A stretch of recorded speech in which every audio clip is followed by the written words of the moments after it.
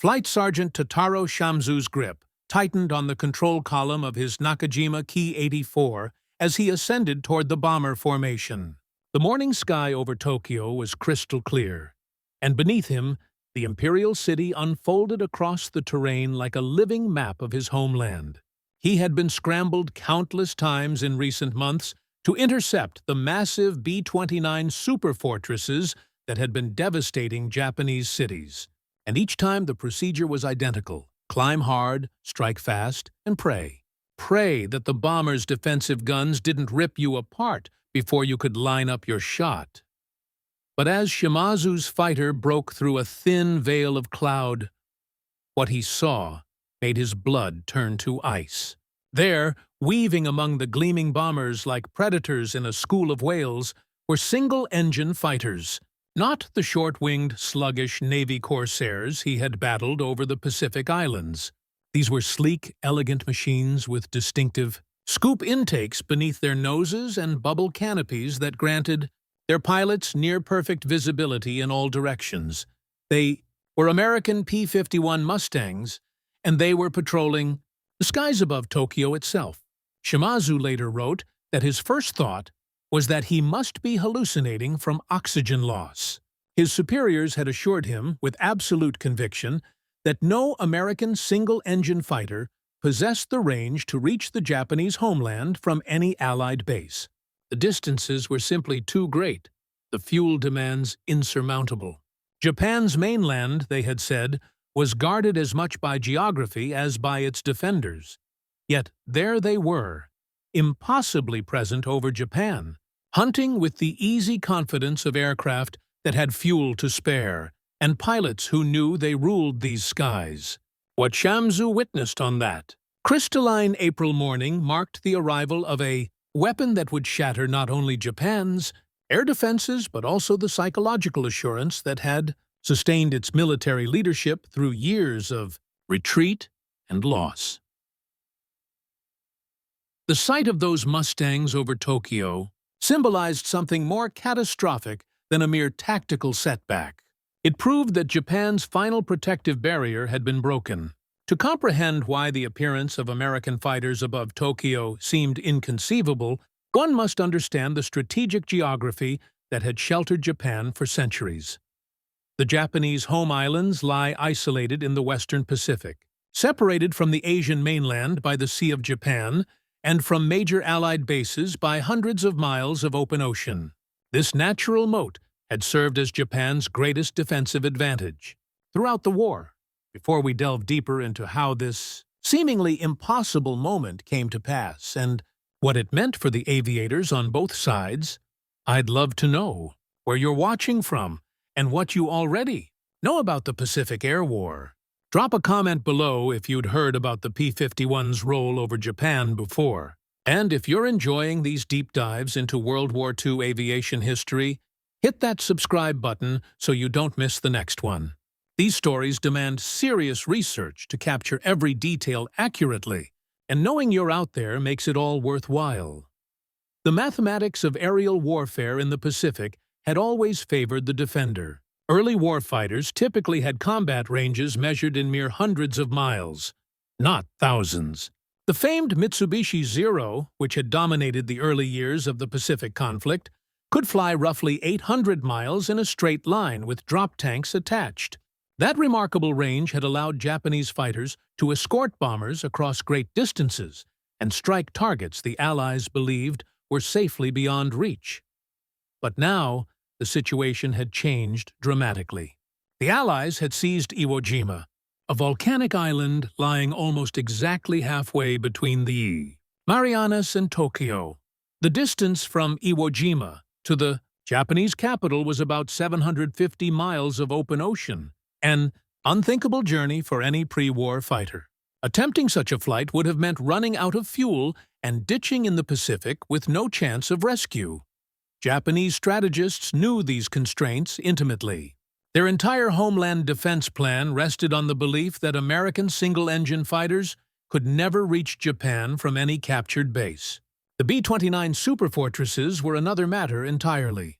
These massive bombers had been engineered specifically for ultra-long-range missions, and their presence over Japan had become increasingly common in late 1944 and early 1945, but bombers without escort were easy prey for coordinated interception, and Japanese commanders were confident they could inflict losses high enough to make the campaign unsustainable. The Imperial Japanese Army Air Force and Navy Air Service maintained hundreds of fighters devoted to homeland defense. Flown by pilots defending their emperor and their families, they represented Japan's final shield in the sky. They had been told by their officers, by engineers, and by simple aeronautical logic that they would never have to face American single-engine fighters above their homeland. That confidence rested on sound engineering principles. Every aircraft was a balancing act between payload, range, and maneuverability. Fighters needed to be swift and agile to survive in combat, which required powerful engines that consumed enormous amounts of fuel. Extending range meant carrying more fuel, adding weight, reducing performance, and limiting agility. The physics appeared inescapable.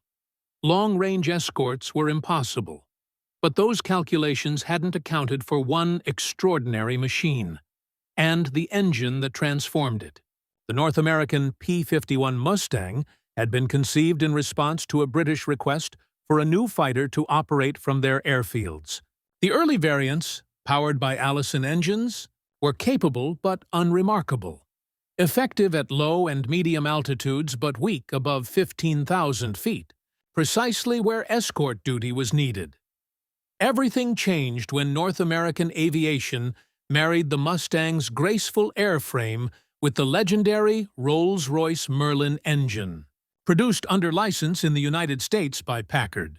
The Merlin was an engineering masterpiece, a liquid-cooled V-12 that had already proven itself in the Spitfire and Hurricane during the Battle of Britain, but the version installed in the P-51 had a crucial innovation: a two-stage, two-speed supercharger that allowed the engine to maintain full power at altitudes where others gasped for oxygen. This was the key. At high altitude, thin air robbed engines of performance.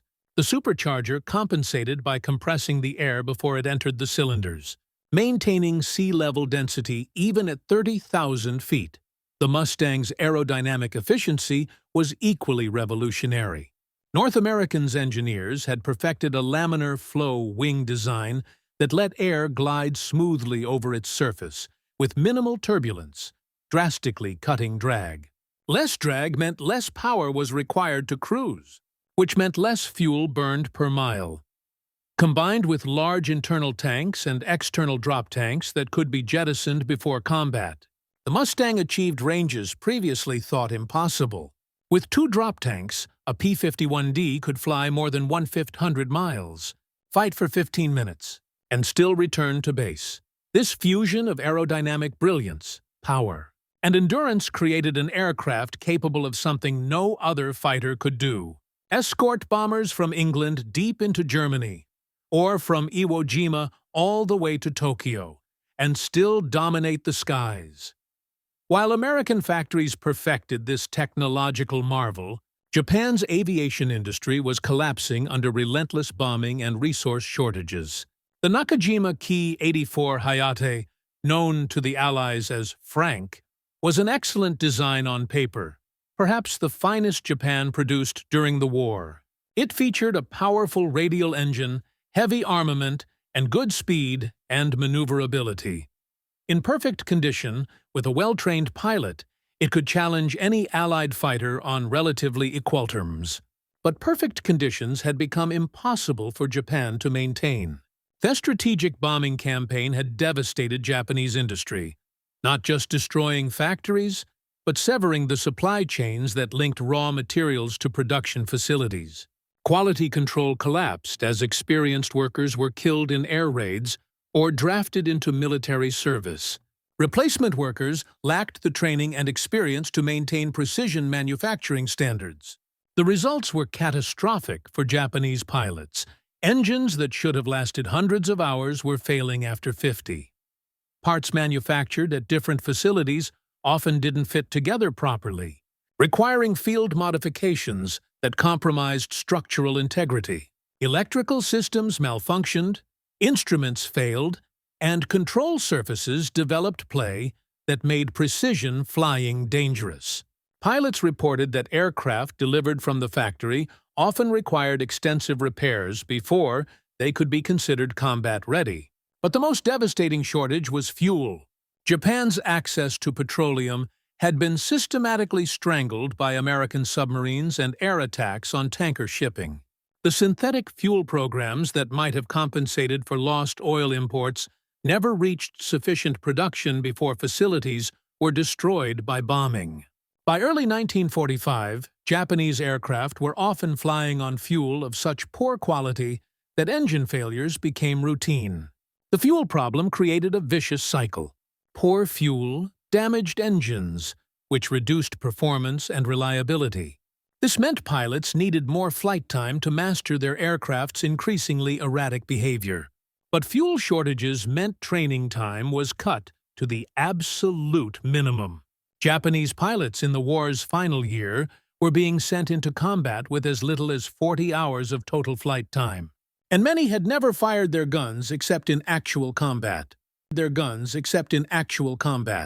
Compare this to American pilot training, where new fighter pilots received over 200 hours of flight time before being declared combat-ready. They practiced aerial gunnery until shooting became instinctive, flew formation until coordinating with wingmen became second nature, and learned energy management and tactical doctrine that had been refined through years of combat experience. American pilots arrived at their units as skilled professionals. Japanese pilots arrived as barely trained sacrifices. The industrial gap extended beyond aircraft and pilot training. American logistics meant that spare parts arrived at forward bases in abundance. If an aircraft needed an engine change, mechanics simply removed the old one and bolted in a replacement that was guaranteed to be identical to the original. Standardized production meant every P-51 that rolled off the assembly line was functionally identical to every other P-51, and pilots could switch between aircraft with complete confidence. Japanese mechanics had no such luxury. Spare parts were scarce, and what parts did arrive often didn't match the aircraft they were supposed to repair. Engines were mix-matched between different variants. Propellers came from damaged aircraft being cannibalized for parts, and airframes were patched with whatever materials could be scred. Two Ki-84s, sitting side by side, might have completely different performance characteristics because their engines came from different production batches or ran on different grades of fuel. This industrial and logistical collapse meant that even when Japanese pilots had the courage to engage American formations, they were fighting from a position of overwhelming disadvantage. Their aircraft were often inferior through no fault of design, but simple inability to manufacture and maintain them to specification. Their training was inadequate because fuel shortages prevented proper instruction. Their numerical strength was an illusion because half the aircraft on any given airfield were likely unflyable due to maintenance issues or fuel shortages. And now into this desperate situation came an enemy that Japanese commanders had sworn could never threaten the homeland directly. The psychological impact of seeing P-51 Mustangs over Tokyo cannot be overstated. These weren't bombers that had to fly straight and level to hit their targets. These were fighters as fast and maneuverable as anything Japan could field. But with pilots who had hundreds of hours of training and aircraft that had been maintained to perfection by an industrial system that seemed capable of producing unlimited quantities of anything it needed. The first escort mission to Tokyo launched from Uema on April 7, 1945. Over 100 P-51 Mustangs took off in the pre-dawn darkness, formed up over the ocean, and set course for the Japanese capital. Their mission was simple: escort the B-29 bombers to their targets, destroy any Japanese fighters that attempted to interfere, and proved that American fighters could now operate freely over Japan itself. The flight required precise planning and execution. The Mustangs carried maximum fuel loads in their drop tanks, and pilots had been briefed extensively on fuel management procedures. They would cruise at optimum altitude and speed to minimize fuel consumption, dropping external tanks only when entering combat or if they became a liability. The margin for error was razor thin. If weather forced them off course, if they encountered stronger headwinds than forecast, if combat forced them to use emergency power for extended periods, some pilots might not have enough fuel to return to UEMA. But the mission planners had done their calculations carefully, and the P-51's incredible efficiency meant there was enough reserve to handle contingencies. As the formation approached the Japanese coast, pilots armed their guns and began scanning for defending fighters. They knew the Japanese would be shocked to see them, but they also knew the desperate courage Japanese pilots had shown throughout the war. This would not be an easy victory. What happened over Tokyo that day represented a turning point, not just in tactical aviation, but in the psychological war being waged in the Pacific. The appearance of American fighters over the capital didn't just threaten military targets.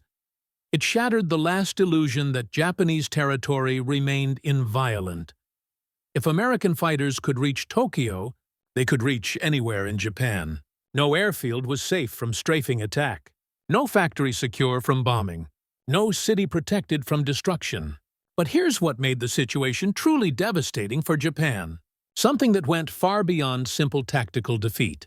The P-51's arrival over Tokyo triggered a complete re-evaluation of Japanese defensive strategy that exposed a problem nobody had anticipated. When Japanese commanders realized American fighters could now escort bombers all the way to Japanese targets, they understood their entire homeland defense concept had become obsolete overnight. The plan had always been to inflict maximum casualties on unescorted bombers, making the American bombing campaign too expensive to sustain. With fighter escort now available, that strategy collapsed. But the Japanese military made a decision in response that would prove even more catastrophic than the tactical defeats they were suffering in the air. Unable to defeat American fighters in conventional combat, Japanese commanders accelerated their commitment to Tuk tactics, what the Americans called kamikaze attacks. If Japanese pilots couldn't shoot down the bombers through superior flying skill, they would ram them deliberately, sacrificing their own lives to guarantee kills. This shift represented a complete abandonment of sustainable air defense. Conventional air combat, even when pilots were outmatched, allowed experienced aviators to survive, learn, and pass knowledge to new pilots. The suicide missions consumed Japan's remaining pilots at an unsustainable rate, killing experienced aviators who might have trained replacements and leaving Japan's Air Force weaker with each passing week. The appearance of the Mustangs over Tokyo didn't just defeat Japanese fighters in combat. It pushed Japanese leadership into a strategic dead end that accelerated the total collapse of Japan's air defenses. And there was another consequence that American intelligence only discovered after the war. Japanese pilots who survived encounters with the Mustangs over Tokyo began refusing to fly defensive missions against bomber raids, not from cowardice, but from devastating rationalization. They told their commanders that flying against escorted bomber formations was pointless suicide that wasted aircraft and pilots without achieving anything. Better to preserve their strength for the coming American invasion of the home islands, where they might at least die defending their families directly, rather than being shot down over Tokyo by aircraft they had no chance of defeating. This collapse of pilot morale spread like a disease through Japanese fighter units. Squadron commanders found themselves unable to convince pilots to scramble when bomber raids approached.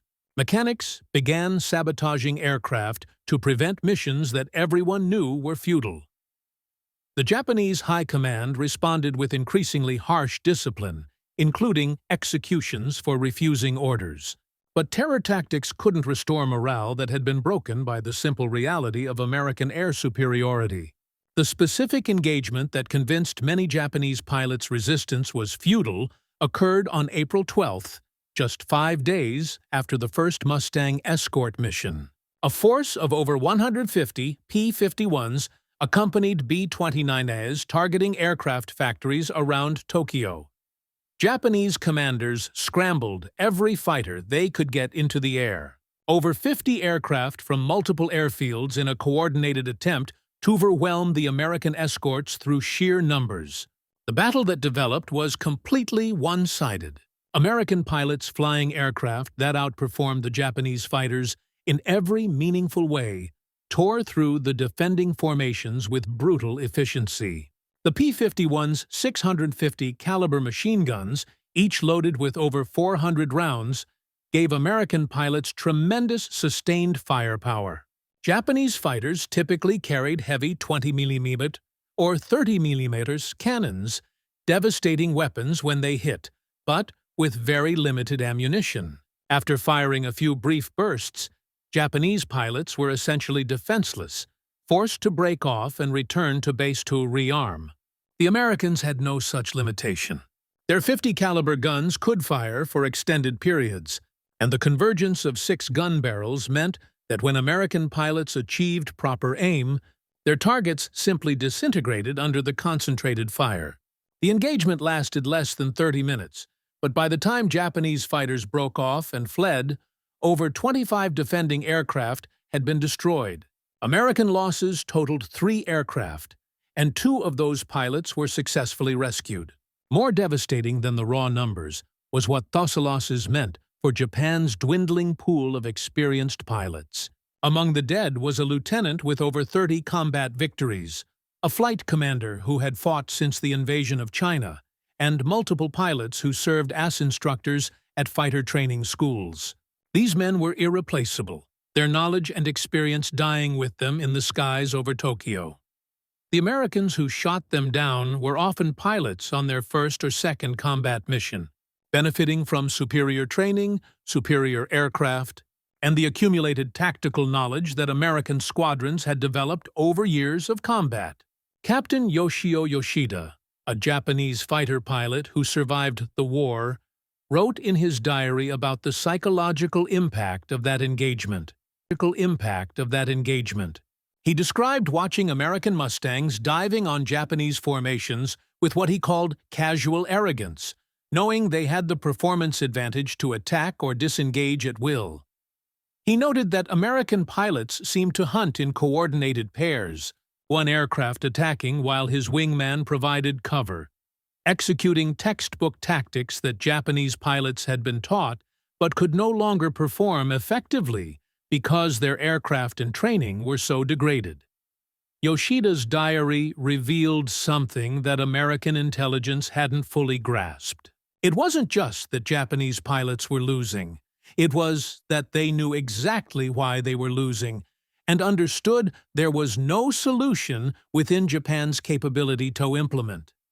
They needed better aircraft, but Japan's factories were being bombed into rubble. They needed better training, but there was no fuel for training flights.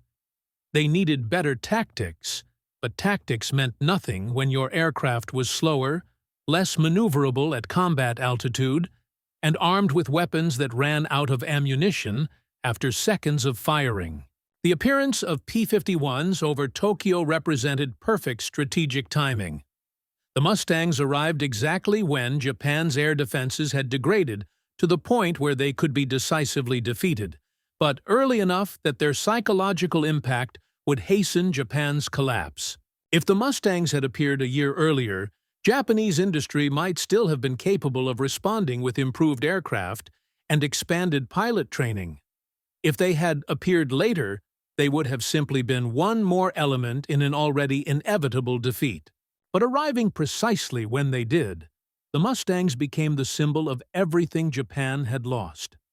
They proved that American industry could solve any technical challenge, that American logistics could support operations across thousands of miles of ocean, that American training could produce a virtually unlimited supply of skilled pilots, and that American strategic planning could identify and exploit Japanese weaknesses with devastating precision.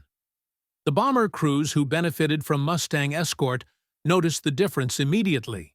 Interception rates dropped dramatically once fighters could accompany them all the way to target. When Japanese fighters did attack, they were quickly driven off by the escorts, allowing bombers to maintain formation and hit their targets with far greater accuracy. B-29 losses, which had been running at about 5% per mission against heavily defended targets, dropped to less than 1% once fighter escort became routine. This had strategic implications that went far beyond simply reducing casualties. Lower loss rates meant more bombers surviving to fly additional missions, multiplying their effectiveness. It meant experienced crews survived longer, passing their knowledge to new arrivals. It meant maintenance personnel weren't overwhelmed, trying to repair damaged aircraft. The entire bomber offensive became more efficient and sustainable, precisely because the Mustangs eliminated the most dangerous threat to its continuation. For the Americans, the success of the Tokyo escort missions validated years of strategic planning and industrial development. The P-51 program had faced skepticism from some quarters, particularly from advocates who believed that bomber formations with heavy defensive armament could defend themselves without fighter escort. The European theater had already proven those arguments wrong, but the Pacific theater's vast distances had made some planners believe escort fighters would never be practical in that theater. The capture of Iwo Jima changed those calculations, but it still required an aircraft with extraordinary performance to make the escort mission feasible. That the P-51 Mustang could not only make the flight, but arrive over target with enough fuel reserve to fight effectively and still return safely to base represented a triumph of engineering and planning that few other nations could have achieved. The Merlin engine's reliability proved crucial to this success. Over hundreds of escort missions to Japan, engine failures were remarkably rare. Pilots trusted their Mustangs to bring them home across 700 miles of open ocean, and that trust was almost always justified. When engines did fail, it was usually due to combat damage rather than mechanical failure, and even damaged Mustangs often managed to limp back to Iwo Jima or ditch close enough to the island for rescue. The psychological warfare dimension of the Mustang's appearance went beyond simply demoralizing Japanese pilots. It sent a message to Japan's civilian population that the military government's assurances of ultimate victory were lies. People living in Tokyo could look up and see American fighters circling overhead with apparent impunity. The site demolished. Official propaganda claiming that Japan's defenses remained strong and that the homeland would never be directly threatened. Japanese officials tried to suppress information about the Mustang's appearance, but in a city of millions, such censorship was impossible. Word spread rapidly that American fighters were now escorting the bombers, that Japanese interceptors were being shot down in large numbers, and that the military seemed helpless to stop the raids. This contributed to the growing sense among Japanese civilians that the war was lost and that continued resistance would only bring more destruction. The final accounting of the P-51's impact over Japan is impossible to calculate precisely, but certain facts are undeniable. From April through August of 1945, American fighters flew thousands of sorties over Japanese airspace. They destroyed hundreds of Japanese aircraft in aerial combat and hundreds more on the ground during strafing attacks. They enabled the B-29 bombing campaign to achieve unprecedented accuracy and effectiveness, and they broke the morale of Japan's defending pilots to the point where the air defense system essentially ceased to function as an organized force. When Japan surrendered in August, one of the factors cited by military leaders was the complete loss of air superiority over the home islands. They understood that the coming American invasion would be supported by total air dominance, that Japanese ground forces would be subjected to continuous bombing and strafing with no possibility of air cover, and that resistance under such conditions would simply mean the destruction of Japanese cities and the slaughter of the population. The P-51 Mustang over Tokyo became the symbol of a war that had moved beyond any possibility of Japanese victory. The aircraft represented American industrial might, technological sophistication, and strategic vision that Japan simply could not match. For Japanese pilots who had entered the war, believing in their moral and spiritual superiority over their Western opponents, the sight of Mustangs dominating the skies over their capital represented the complete collapse of that worldview. Flight. Sergeant Totaro Shimezu survived the war, and later wrote extensively about his experiences. His description of that first encounter with Mustangs over Tokyo remained vivid decades later. He wrote about the sick feeling in his stomach when he realized what he was seeing, about the moment of disbelief giving way to terror as the tactical situation became clear, and about the shame of breaking off his attack run and fleeing because he knew engagement would be suicide. But Shimezu also wrote something else, something that captured the deeper meaning of that encounter. He described how after landing and climbing out of his cockpit, he stood on the airfield looking up at the sky where the contrails of American aircraft were still visible.